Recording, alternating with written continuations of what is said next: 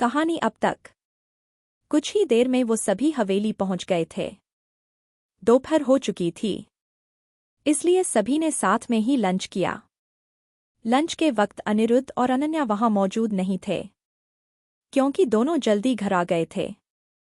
वो लोग गौरी पूजा के वक्त वहां मौजूद नहीं थे, सिर्फ कुलदेवता की पूजा के वक्त ही वहां पर मौजूद थे। अनन्या तो प्रिया को देखकर ही जलन से मरी जा रही थी, क्योंकि प्रिया अनन्या से कहीं ज्यादा खूबसूरत थी। और वेदांत का प्रिया को प्यार से देखना अनन्या बर्दाश्त नहीं कर पा रही थी, इसलिए उसने अनिरुद्ध से घर चलने की जिद की। अनिरुद्ध का मन तो नहीं था, लेकिन अनन्या की बात उसे माननी पड़ी। अब आगे माही, प्रिया, सारिका और रूही दादी के कमरे में थी, जहां दोनों दादी मिलकर उन्हें अपने बचपन के किस्से सुना रही थी। जमुना दादी, रणवीर और रुद्र की दादी ने हंसते हुए कहा, ये कौशलिया हमेशा रामू काका के बाग से आम चुराती थी और मुझे छोड़कर भाग जाती थी, फिर इसके हिस्से की डांट अक्सर मुझे खानी पड़ती थी। और जब तेरी वजह से माँ की पिटाई मैं खाती थी, उसका क्या? कौशल्या दादी बोली। सारिका ने हंसते हुए कहा, मतलब आप दोनों बचपन से शरारती थी? हाँ, ये जमुनिया मुझसे बड़ी थी और शरारतों में भी मुझसे हमेशा आगे रहती थी, कौशल्या दादी ने कहा। कौशल्या दादी की बात सुनकर जमुना दादी मुंह बनाते हुए बोली, कौशलिया, तू भूल गई तू मेरे से बड़ी है, मैं तुझसे छोटी हूँ। और शरारतें भी तू ही ज्यादा करती थी, कई बार तेरे हिस्से की मार भी मुझे खानी पड़ती थी। तो कौशल्या दादी ने भी मुंह बिचकाते हुए कहा, अरे जमुनिया, बुढ़ापे के साथ तेरी याददाश्त कम हो गई है क्या? तू पूरे 3 साल बड़ी है मुझसे। अब तो चारों बैठे हुए दोनों दादी की नोक-झोंक एंजॉय कर रहे थे। दोनों दादी को ऐसे ही बहस करते हुए छोड़ सभी उनके रूम से बाहर आ गए, क्योंकि उन्हें पता था कि इनकी नोक-झोंक कभी खत्म नहीं होने वाली। जब से दोनों मिली है, अब तक 10 बार तो लड़ चुकी हैं आपस में। रूही ने हंसते हुए कहा, यार, हम लोग भी बुढ़ापे ऐसे लड़ेंगे क्या आपस में? प्रिया ने भी हंसते हुए कहा, बिल्कुल। जब तक दोस्तों में झगड़ा ना हो और हम एक दूसरे की अच्छे से बैंड ना बजाएं, तो मजा नहीं आता। तो माही और सारिका ने भी उसकी हाँ में हाँ मिलाते हुए कहा, बिल्कुल सही कहा। तो प्रिया ने कहा, तो इसी बात पर माही तुम्हारी हाथ की मसालेदार चाय हो जाए। तो माही ने भी मुस्कुराते हुए कहा, बिल्कुल, अभी लेकर आती हूँ चाय, तुम सब रूम में चलो। माही किचन की तरफ बढ़ गई और बाकी सब रूम की तरफ। मही ने किचन में आकर गैस पर चाय के लिए पानी रखा और बाकी का सामान ढूंढने लगी, और सारा सामान ढूंढने में उसे ज्यादा वक्त लगा भी नहीं, क्योंकि सब सामान उसे आगे ही मिल गया। माही जहां अभी चाय बनाने में बिजी थी, तभी उसे महसूस हुआ कि कोई उसके पीछे खड़ा हुआ है, क्योंकि उसे अपनी बैक पर किसी की गर्म सांसें महसूस हो रही थी। माही के लिए एहसास थोड़ा अनजाना था, क्योंकि वह महसूस कर सकती थी कि यह रणवीर तो बिल्कुल भी नहीं है। वो एकदम से पलटी तो उसके सामने खड़ा हुआ अनिरुद्ध उसे देखकर मुस्कुरा रहा था। फ्लैशबैक। अनिरुद्ध कहीं बाहर जा ही रहा था कि उसे माही किचन की तरफ जाती हुई नजर आई। उसने इधर उधर नजर डाली तो उसे कोई और वहां नजर नहीं आया। वो समझ गया कि माही किचन में अकेली है, और वो तो ऐसे ही किसी मौके की तलाश में था। उसके कदम भी किचन की तरफ बढ़ गए। उसने देखा माही की पीठ उसकी तरफ है, तो वो उसके बिल्कुल करीब जाकर खड़ा हो गया। डार्क ब्लू कलर के अनारकली सूट में माही बहुत ही ज्यादा खूबसूरत लग रही थी। उसकी गोरी बैक देखकर अनिरुद्ध का दिल उसे छूने के लिए मचलने लगा। उसने अपना हाथ जैसे ही माही की बैक को छूने के लिए आगे बढ़ाया, तभी माही उसकी तरफ पलट गई। अनिरुद्ध इस वक्त उसके बहुत करीब था और माही की भीनी भीनी खुशबू में मदहोश होने लगा था, लेकिन माही के पलटने से वो थोड़ा हड़बड़ा गया। Flashback and. माही ने अपने कदम थोड़ा पीछे ले लिए। उसे अनिरुद्ध का इस तरीके उसके इतना करीब खड़ा होना अजीब लग रहा था, और दिल ही दिल में घबराहट भी हो रही थी। फिर भी उसने अपनी घबराहट को अपने फेस पर नहीं आने दिया और शांत लहजे में पूछा, आप यहाँ क्या कर रही हैं? कुछ चाहिए था क्या आपको? अनिरुद्ध, जो माही को एकटक देख रहा था और माही के चेहरे में ही खोया हुआ था, माही के सवाल पर खोए हुए लहजे में ही बोला, हाँ। तुम? माही ने कंफ्यूजन से पूछा, जी। क्या कहा आपने? तभी अनिरुद्ध को ध्यान आया कि उसने अभी क्या कहा। फिर वह हड़बड़ाहट में बोला, हाँ, मैं कह रहा था कि तुम मुझे पानी दे सकती हो। मैं पानी पीने के लिए ही किचन में आया था। माही को अजीब लगा। उसने मन ही मन कहा, ये आदमी थोड़ा अजीब है। अगर इसे पानी ही पीना था तो फ्रीज से निकाल कर पी लेता। ऐसे मेरे पीछे खड़े होने का क्या मतलब है? पता नहीं क्यों इस आदमी को देखकर मुझे हमेशा नेगेटिविटी ही क्यों फील होती है। सोचते हुए ही माही ने फ्रिज में से पानी निकालकर गिलास में डालकर गिलास उसकी तरफ बढ़ा दिया। अनिरुद्ध ने पहले एक नज़र माही के चेहरे की तरफ देखा, फिर उसके हाथ में पकड़े हुए गिलास को, जिसे देखकर उसकी फेस पर एक ना दिखने वाली डेविल स्माइल आ गई। उसने अपना हाथ बढ़ाया, माही के हाथ को टच करते हुए गिलास को पकड़ लिया। माही ने झटके से अपना हाथ दूर किया। माही इतना तो समझ गई थी कि इस इंसान की नीयत बिल्कुल भी ठीक नहीं है, क्योंकि जिस तरह से उसने माही के हाथ को छूने की कोशिश की वो टच ही बिल्कुल गलत था। माही जल्दी से अपनी चाय छानने लगी और जैसे ही ट्रे लेकर आगे बढ़ी, अनिरुद्ध एक बार फिर उसके आगे आ गया और उससे कहा, तुम माही हो ना? माही ने हैरानी से अनिरुद्ध की तरफ देखा। अनिरुद्ध ने अपना हाथ आगे बढ़ाते हुए कहा, हेलो, मेरा नाम अनिरुद्ध है। अनिरुद्ध राठौर, वेदांत का भाई। माही हैरानी से कभी अनिरुद्ध का बढ़ा हुआ हाथ देख रही थी तो कभी अनुरोध को। उसे अब अनिरुद्ध पर बहुत गुस्सा भी आ रहा था, पर हाँ, वह अंदर ही अंदर घबरा भी लगी थी। उसने थोड़ा हिम्मत करके कहा, देखिए, आप रास्ते से हटिए, मुझे जाना है। अब अनिरुद्ध भी अपनी बेशर्मी पर उतर आया था। उसने अपने दोनों हाथ अपनी पॉकेट में रखे और उसकी तरफ बढ़ते हुए कहा, इतनी भी क्या जल्दी है जाने की?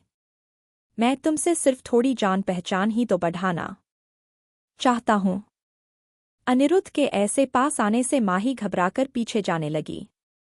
उसे अनुरोध से डर लगने लगा, लेकिन वह बहुत कोशिश कर रही थी कि वह अपनी घबराहट को अपने चेहरे पर ना आने दे, लेकिन उसकी आंखों में उसका डर साफ नजर आ रहा था।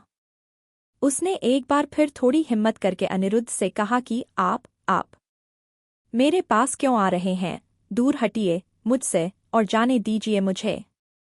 और अगर मैं ना हटूं तो क्या करोगी तुम? हाँ, अनिरुद्ध ने तिरछी स्माइल के साथ कहा और उसका हाथ कसकर पकड़ लिया। माही अपना हाथ छुड़ाने की कोशिश करने लगी, पर अनिरुद्ध की पकड़ उसके हाथ पर काफी मजबूत थी, जिससे माही के हाथ में काफी दर्द भी हो रहा था।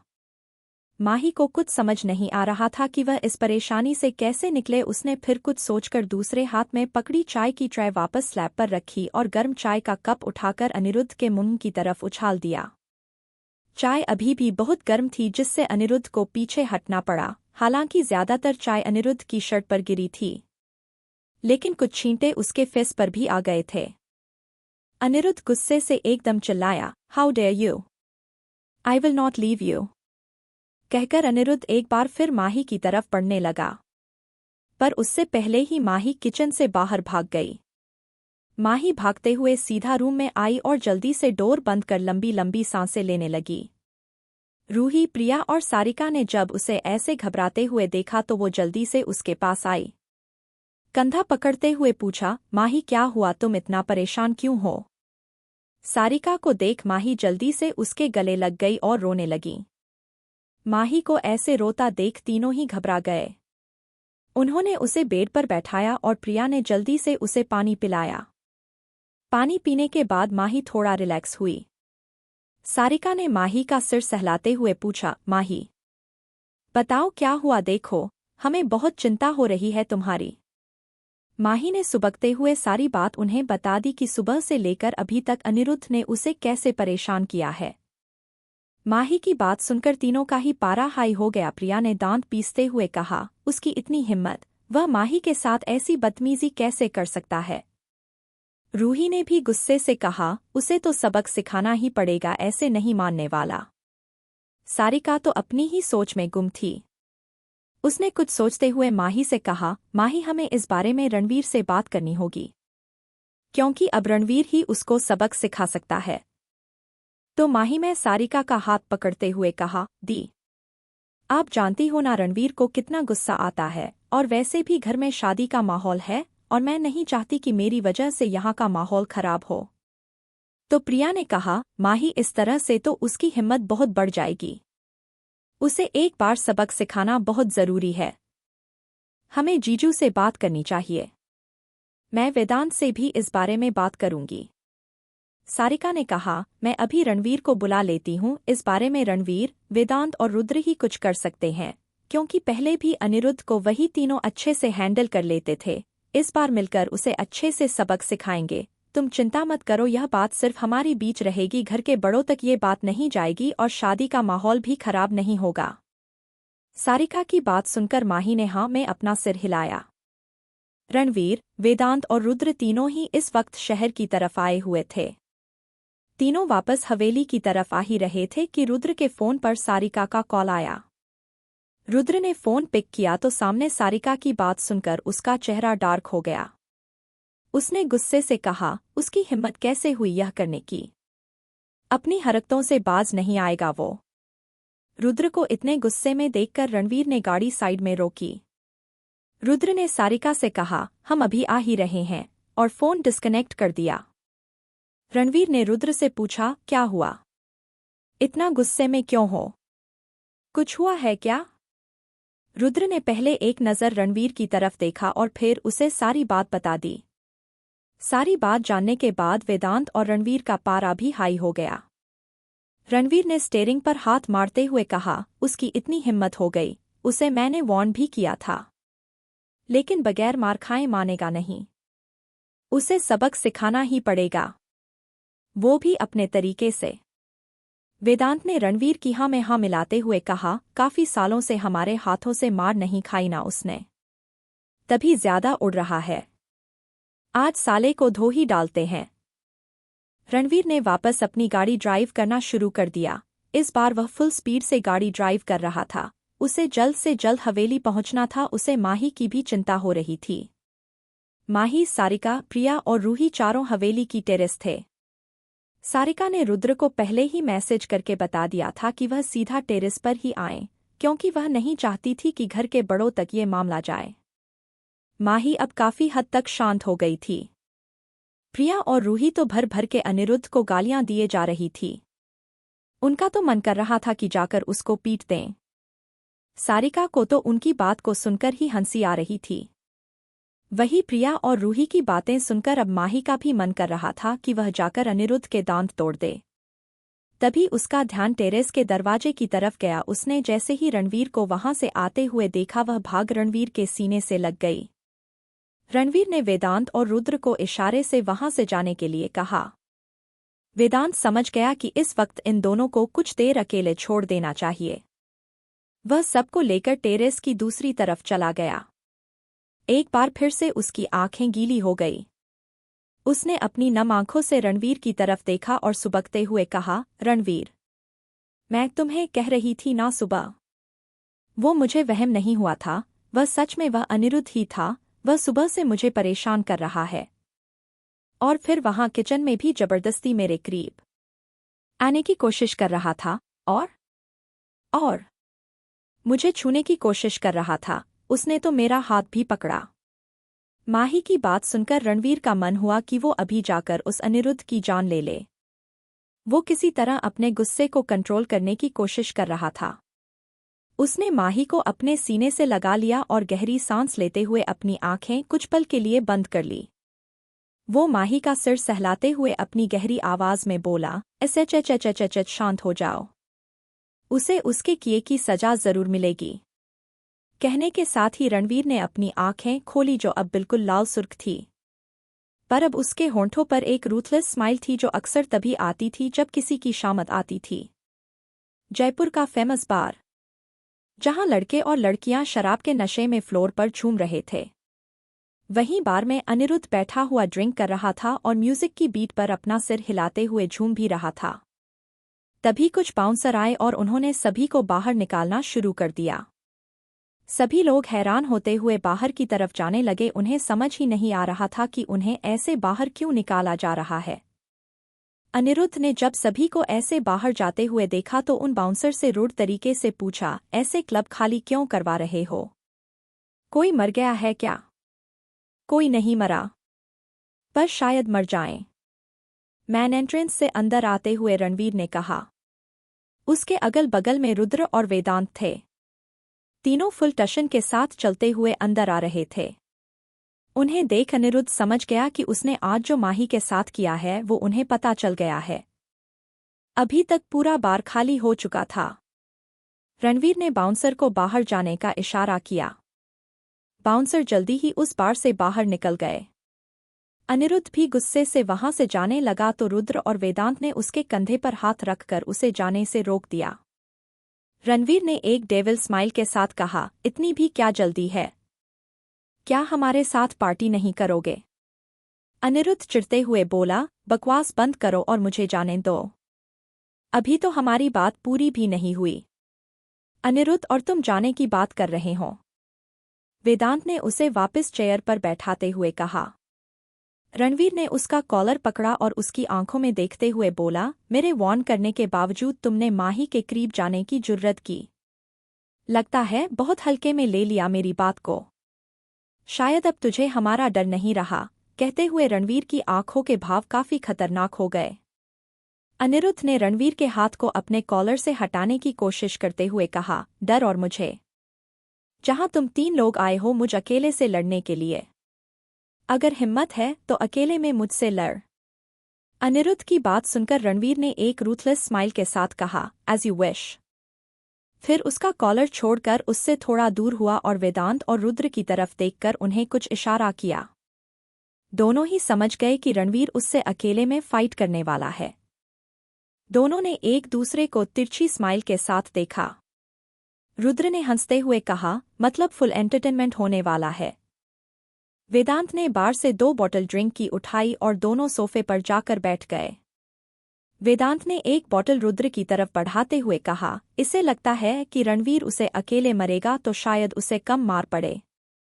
लेकिन ये शायद भूल गया है कि जबकि रणवीर जब किसी को अकेले पीटता है तो बुरी तरह से तोड़फोड़ डालता है। इस वक्त वो बहुत बेरहम हो जाता है। रुद्र ने हंसते हुए कहा, तुझे क्या लगता है कि वो पहले इसके हाथ तोड़ेगा या पैर? शर्त लगा रहा हूँ वो पहले उसके हाथ तोड़ेगा, वेदांत ने बॉटल से एक घूंट पीते हुए कहा।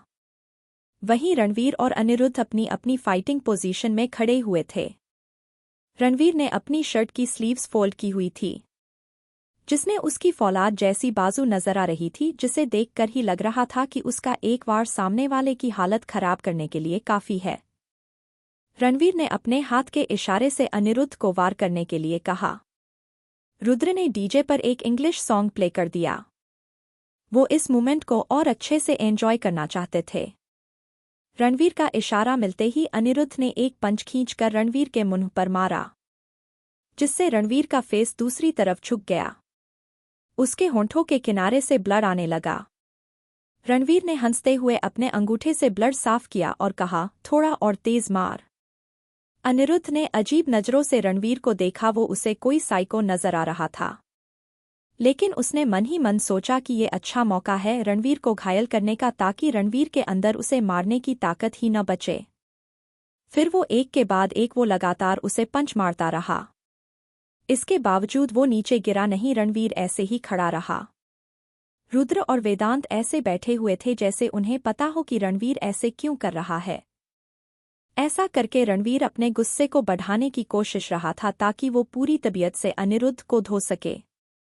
अब अनिरुद्ध की हिम्मत और बढ़ गई। वो बेशर्मी से हंसते हुए बोला, क्या हुआ जो मैंने तेरी बीवी को जरा सा छू लिया? क्या करूं? उसे देखकर कंट्रोल ही नहीं हुआ। अनिरुद्ध की बात सुनकर रणवीर की आंखों में जैसे खून उतर आया। उसने कसकर अपनी मुट्ठियां बंद कर ली, जिससे उसकी हाथों की नसें और उभरकर दिखने लगी। वहीं रुद्र और वेदांत दोनों गुस्से से खड़े होकर चिल्लाए, अपनी हद में रहा। इससे पहले कि वो दोनों आगे बढ़ते, रणवीर ने अपना हाथ दिखाकर उन्हें वहीं रुकने का इशारा किया। अनिरुद्ध एक बार फिर डेविल हंसी हंसते हुए बोला, मानना पड़ेगा, क्या चीज है वो? उसे तो मैं। इससे पहले कि अनिरुद्ध आगे कुछ और बोलता, रणवीर ने एक जोरदार पंच उसके मुंह पर मारा। इसी के साथ अनिरुद्ध मुंह के बल जमीन पर गिर गया। उसके होंठों के साइड कट लगने से वहां से खून बहने लगा। इससे पहले कि अनिरुद्ध खुद को संभाल पाता, रणवीर ने उसका कॉलर पकड़कर उसे खड़ा किया और फिर एक पंच उसके पेट में खींच कर दिया, जिससे अनिरुद्ध की दर्द से चीख निकल पड़ी। रणवीर ने उसके चेहरे को सामने किया और अपने दांत पीसते हुए कहा, मुंह खोलते वक्त तू शायद भूल गया कि तू किसके सामने और किसके बारे में बोल रहा है। फिर उसके बाल पकड़कर उसका सिर सीधा बार काउंटर पर जोर से मारा। अनिरुद्ध का सिर चकराने लगा। उसके सिर से खून की धार बहकर उसके चेहरे पर आने लगी। अनिरुद्ध को रणवीर किसी साइको से कम नहीं लग रहा था। रणवीर ने अनिरुद्ध को सामने किया और रूथलेस स्माइल के साथ कहा, जिस प्यार के लिए मैं अपनी पागलपन की सारी हदें पार कर जाता हूँ, तूने मेरे उसी प्यार को हर्ट करने की कोशिश की, उसे अपने इन्हीं गंदे हाथों से उसका हाथ पकड़ा ना तो आज मैं तेरा ये हाथ ही तोड़ देता हूँ। कहने के साथ ही रणवीर ने अपनी कोहनी से एक जोरदार वार उसके हाथ पर किया और अनिरुद्ध की दर्दनाक चीख उस जगह गूंज उठी। अनिरुद्ध दर्द से चीखते हुए घुटनों के बल जमीन पर बैठ गया। रणवीर ने उसे देखते हुए बार से एक बोतल उठाई और उसे एक ही बार में आधी खत्म कर दी। फिर अपनी बाह से अपना मुंह पोंछते हुए नीचे बैठे हुए अनिरुद्ध को देखा। उसने बोतल को वापस अपने होंठों से लगा लिया और एक ही बार में सारी बोतल खाली कर दी और अनिरुद्ध को देखते हुए कहा, वो मेरे लिए मेरी जान से भी बढ़कर है और आज मेरी जान की आंखों में तेरी वजह से आंसू थे जो मेरी बर्दाश्त से बाहर है। कहने के साथ ही रणवीर ने खाली बोतल अनिरुद्ध के सिर पर फोड़ दी। अनिरुद्ध अपना सिर पकड़ जमीन पर गिर गया, पर रणवीर के मन को अभी भी शांति नहीं मिल रही थी। उसने अनिरुद्ध को किसी शिकारी की तरह घूरते हुए कहा, इन पैरों ने गुस्ताखी की है ना मेरी जान की तरफ कदम बढ़ाने की, अब मैं इन्हें चलने लायक ही नहीं छोड़ूंगा। कहने के साथ ही उसने अपने घुटने से उसके पैरों पर जोरदार वार किया। अनिरुद्ध अब दर्द से तड़पने लगा। रणवीर को जैसे जैसे अनिरुद्ध की बातें जो उसने माही के लिए कही थी और माही के आंसू याद आ रहे थे, उसका गुस्सा और पागलपन दोनों बढ़ते जा रहे थे। वो अनिरुद्ध को मारे जा रहा था, वहीं अनिरुद्ध तो पूरी तरह से बेहोश हो गया था। रुद्र ने वेदांत से कहा, उसे रोकना होगा वरना रणवीर उसे मार ही डालेगा। वेदांत ने भी हाँ में सिर हिलाया और दोनों रणवीर को रोकने के लिए आगे बढ़ गए। जब रणवीर का गुस्सा शांत होने का नाम नहीं ले रहा था तो उसने पास पड़ी चेयर को उठाया और जैसे ही वो उससे बेहोश अनिरुद्ध पर वार करने ही वाला था कि रुद्र और वेदांत ने आकर उसे पकड़ लिया। रुद्र ने रणवीर के हाथ से चेयर लेकर उसे फेंक दिया और रणवीर को शांत करते हुए कहा, बस कर, वो मर जाएगा, मरता है तो मर जाए, ये इसी के लायक है, मेरी जान को छूने की हिम्मत कैसे की इसने। कहने के साथ ही रणवीर ने उसे लातों से मारना शुरू कर दिया। रुद्र और वेदांत दोनों ने उसे पकड़कर उससे दूर किया और ले जाकर सोफे पर बैठाया और उसे शांत करने की कोशिश करने लगे। कुछ देर बाद ही रणवीर थोड़ा शांत हुआ। रणवीर ने एक गहरी सांस लेते हुए कहा, अब शायद इसके होश ठिकाने आ जाएं, अब हमें घर जाना चाहिए। कहकर वो बाहर की तरफ चला गया। कुछ देर बाद बाउंसर्स अंदर आए तो वेदांत ने उसे कुछ इंस्ट्रक्शन दिए और रुद्र के साथ बाहर चला गया। सुबह माही की नींद खुली तो उसने खुद को रणवीर की बाहों में पाया। उसे पता ही नहीं चला कि रणवीर रात को कब घर आया। वो काफी देर तक रणवीर का वेट कर रही थी। वो तो सोफे पर बैठे हुए कब सो गई उसे पता ही नहीं चला। वो जैसे ही वहां से उठने लगी रणवीर ने उस पर अपनी पकड़ कस ली। माही ने हैरानी से रणवीर की तरफ देखा। रणवीर की आंखें अभी भी बंद थीं। माही ने एक बार फिर वहां से उठने की कोशिश की तो रणवीर की गहरी आवाज उसके कानों में आई, चुपचाप लेटी रहो, यहां से उठकर जाने की सोचना भी मत। कहानी अब तक।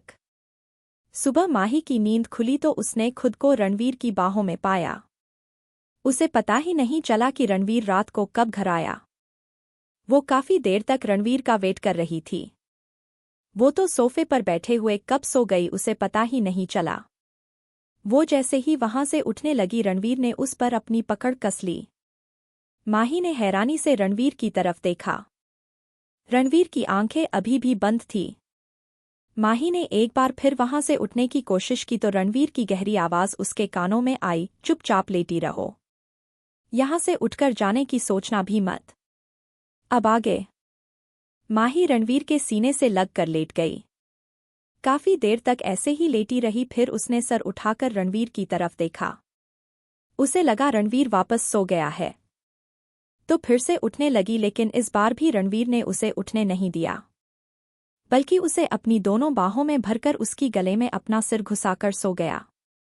रणवीर की गर्म सांसें माही को अपनी नेक पर महसूस हो रही थी। माही इतना तो समझ गई थी कि रणवीर सो नहीं रहा है और उसे परेशान कर रहा है। माही ने धीरे से कहा, रणवीर मुझे जाने दो ना प्लीज। देखो आज घर में हवन है, मुझे रेडी होकर जल्दी नीचे पहुंचना है। रणवीर ने गहरी सांस ली और पलटकर माही को अपने ऊपर ले लिया। इस बार उसने अपनी आंखें खोल दी थी। रणवीर ने माही की तरफ देखते हुए कहा, आज हवन लेट होगा, चिंता मत करो। माही ने कन्फ्यूजन से रणवीर की तरफ देखा और पूछा, तुम्हें कैसे पता कि हवन लेट होगा? क्या तुमने पंडित जी से बात की थी? मैं भला पंडित से बात क्यों करने लगा? कल इस घर के चश्मों चिराग को किसी ने बुरी तरह से धोया था, उसे हॉस्पिटल पहुंचा कर आया हूं। रणवीर ने माही के गालों पर किस करते हुए कहा। माही ने हैरानी से पूछा, किसे? किसने धोया?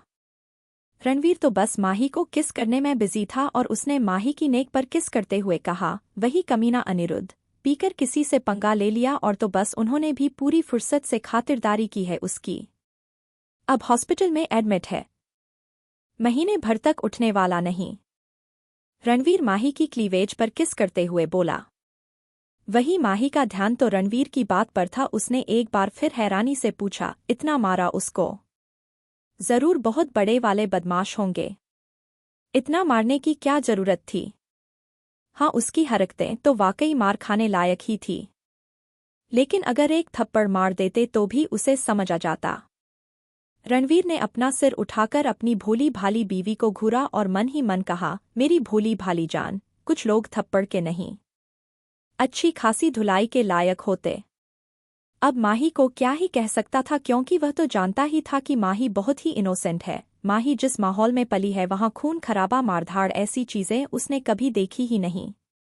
ये उन लोगों में से आती है जहां ऐसी चीजें उन्होंने सिर्फ मूवी में ही देखी होती है, और अगर किसी कारणवश उनके सामने ऐसी चीजें आ भी जाएं तो डर से ही बेहोश हो जाते हैं।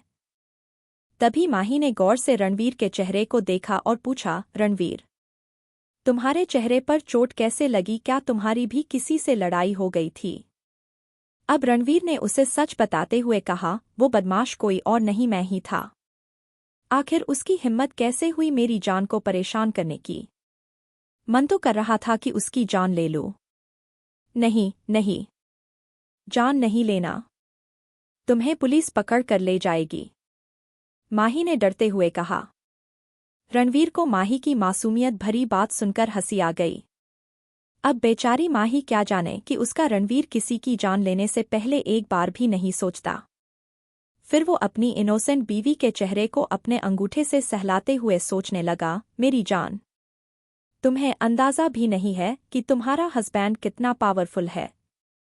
वो अपने दुश्मनों को बड़ी बेरहमी से मारता है।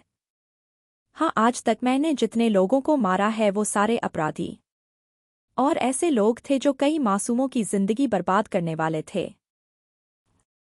बस तुम्हारा रणवीर किसी मासूम की जान कभी नहीं लेता। तभी माही की आवाज से उसका ध्यान टूटा, अब वो मुझे परेशान तो नहीं करेगा ना? रणवीर ने स्माइल करते हुए कहा न, अब वो महीने भर तक हॉस्पिटल में रहने वाला है, तो तुम आराम से अपने देवर की वेडिंग एंजॉय करो। सुनकर माही के चेहरे पे भी मुस्कान आ गई। फिर उसे ध्यान आया कि उसे तो जल्दी से रेडी होकर नीचे जाना है। माही ने रणवीर को ऊपर से धकेल दिया और जल्दी से बेड से खड़ी हो गई। रणवीर उसके बगल में ही गिर गया था। उसने माही को घूरकर देखा तो माही ने अपने कान पकड़ते हुए कहा, सॉरी ना, अभी जल्दी से जाना होगा, नीचे पूजा की तैयारी भी तो करनी है। रणवीर को माही का ऐसे खुद से दूर जाना अच्छा नहीं लगा। वो वापस जैसे ही उसे पकड़ने के लिए बेड से नीचे उतरा, माही जल्दी से भागकर वॉशरूम में घुस गई। सभी पूजा के लिए रेडी थे। घर के बड़ों को अनिरुद्ध की हालत के बारे में पता चल गया था, इसलिए उसके पेरेंट्स और अनन्या हॉस्पिटल पहुंच गए थे। बाकी सब पूजा में शामिल हुए थे। पूजा करना जरूरी था, इसलिए बाकी सब पूजा संपन्न करने के बाद जाने वाले थे। जिसमें आशा जी उनके पति और अनीता जी और रणवीर के डैड सिर्फ यही हॉस्पिटल जाने वाले थे, बाकी सारे घर पर ही रहने वाले थे। घर के बड़ों को सच पता नहीं था, क्योंकि उन्हें सिर्फ इतना पता था कि अनिरुद्ध ने ड्रिंक करके किसी से लड़ाई कर ली थी, इस वजह से उसे इतनी चोट लगी है। वैसे भी अनिरुद्ध खुद अपने मुंह से सच बताने से रहा कि उसने माही के साथ बदतमीजी की थी, इसलिए रणवीर ने उसे बुरी तरह से पीटा है। पूजा संपन्न हुई तो सभी बड़े हॉस्पिटल के लिए निकल गए। दोनों दादी अपने रूम में पहुंच गई। प्रिया की मॉम भी अपने रूम में थी। बड़ों के अलावा सभी को पता था कि रणवीर ने अनिरुद्ध को इतना पीटा है कि बेचारा हॉस्पिटल ही पहुंच गया। बाकी सभी हॉल में बैठे हुए थे। बच्चे भी वहीं आसपास खेल रहे थे। रूही एकदम चहकते हुए बोली, भाई आपने तो कमाल ही कर दिया। रूही इससे पहले और कुछ कहती, सारिका ने उसे कुछ और बोलने से मना कर दिया, क्योंकि बच्चे वहीं आसपास खेल रहे थे। सारिका ने बच्चों को अपने रूम में जाने के लिए कहा। उनके चले जाने के बाद सारिका ने रूही से कहा, रूही कब बड़ी होगी तुम? बच्चों के सामने ऐसी बातें नहीं करते।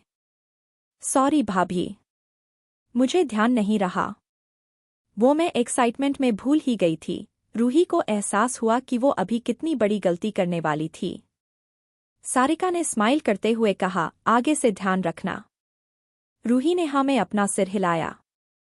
फिर प्रिया ने माही से कहा, माही एक बात बता, जब तेरे हाथ में पूरी की पूरी चाय की ट्रे थी तो तूने सिर्फ एक कप चाय ही उस पर क्यों डाली? अरे पूरी ट्रे ही उड़ेल देनी थी ना उसके ऊपर। रूही ने कहा, अरे मैं तो कहती हूँ ऐसे लोगों को गर्म चाय में डूबोकर मार देना चाहिए। हाँ। प्रिया और रूही की बातें सुनकर वहां मौजूद सभी लोगों को हंसी आ रही थी। तभी सारिका ने कहा, गाइस, अब इस टॉपिक को छोड़ो और आज की पार्टी के बारे में बोलो, क्या करना है? अब इतना सब कुछ हो गया है तो अब अगर घर में पार्टी के बारे में बताएंगे तो अच्छा नहीं लगेगा ना? वेदांत ने कहा, उसकी चिंता मत करो सारिका, घर में कह देंगे कि हम सभी जयपुर में शॉपिंग के लिए जा रहे हैं। वक्त ज्यादा हो जाएगा तो रात को वहीं किसी होटल में रुक जाएंगे, इसलिए सुबह तक ही आ पाएंगे। वैसे भी सभी को पता है कि सिटी से यहाँ तक का रास्ता थोड़ा रिस्की है, तो कोई ऑब्जेक्शन भी नहीं करेगा। प्रिया ने उदास होते हुए कहा, पर मैं कैसे जाऊंगी? मम्मी ने कल ही कहा है कि अब दामाद जी से ज्यादा मिलना बंद कर दो, शादी तक। वेदांत ने कहा, देखो मम्मी की ये बात मानने की जरूरत नहीं है, मैं जब चाहूं तब तुमसे मिलूंगा। सारिका ने हंसते कहा, डोंट वरी, आंटी से मैं बात कर लूंगी, तुम बस रात की पार्टी अटेंड करने की तैयारी करो। रणवीर खड़े होते हुए बोला, मैं तो चला सोने, कल रात लेट होने की वजह से मेरी नींद पूरी नहीं हो पाई। दी, चलो हम बच्चों को रूम में देखकर आते हैं कि वो क्या कर रहे हैं। माही सारिका से कह ही रही थी कि तभी रणवीर ने उसका हाथ पकड़ उसे खड़ा करते हुए कहा, तुम मेरे साथ जा रही हो? चलो। माही ने एम्ब्रेस होकर सभी की तरफ देखा जो अपनी हंसी कंट्रोल करने की कोशिश कर रहे थे। फिर उसने रणवीर की तरफ बेचारों वाली शक्ल बनाकर कहा, रणवीर, तुम्हें सोना है तो सो जाओ, मैं क्या करूंगी आकर? माही अपना हाथ छुड़ाते हुए बोली। लेकिन रणवीर उसे खींचते हुए अपने साथ ले जाते हुए बोला, मुझे अच्छे से नींद आई इसलिए तुम्हें साथ ले जा रहा हूं, अब चुपचाप चलो। सारिका ने अपनी हंसी कंट्रोल करते हुए कहा, जाओ माही, बच्चों को मैं देख लूंगी। वहीं वेदांत ने भी हंसते हुए कहा, हाँ रणवीर, अच्छे से अपनी नींद पूरी करो, क्या पता आज रात भी अच्छे से सोना न मिले। अब माही शर्म से पूरी लाल हो गई थी। उसे रणवीर पर बहुत गुस्सा आ रहा था। वो उसे मन ही मन ढेर सारी गालियां दिए जा रही थी। बेशर्म इंसान, बिल्कुल नहीं सोचते कहाँ क्या बोला जाता। ऐसे कोई क्या सोचेगा मेरे बारे में? मुझे कितनी शर्म आ रही थी। माही मन ही मन बोले जा रही थी। तब तक रणवीर उसे रूम में ले आया और रूम का डोर बंद कर उसे डोर से टिकाते हुए बोला, सभी यही सोचेंगे कि तुम्हारा हस्बैंड तुम्हें दीवानगी की हद तक प्यार करता है, so don't think much and go to bed.